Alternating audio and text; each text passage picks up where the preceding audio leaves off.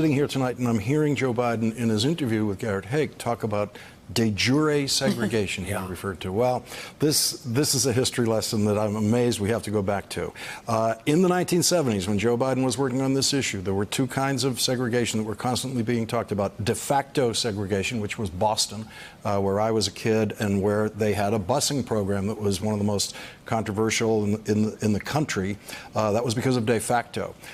And what Joe Biden was just saying, if you were to follow the detail of it, was, in effect, he was opposed to the busing order in Boston because it was based on de facto education, and he was segregation. He was only in favor of the de jure, but even that is not actually what his position was.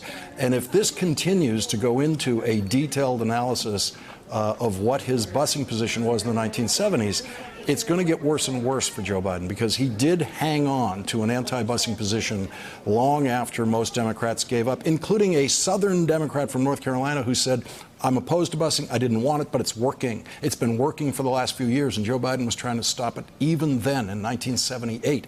And one of his biggest opponents in the Senate at the time was the only black senator in the Senate who was a Republican from Massachusetts, Ed Brooke, whose capital city was in the throes of this.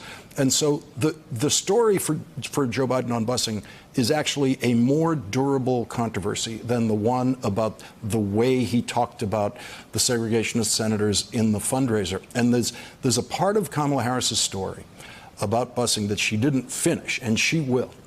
And it's when she got off that bus, because of busing, she got a great education, and that great education has her standing there tonight. What a segue into Kamala Harris. Hey there, I'm Chris Hayes from MSNBC. Thanks for watching MSNBC on YouTube. If you want to keep up to date with the videos we're putting out, you can click subscribe just below me, or click over on this list to see lots of other great videos.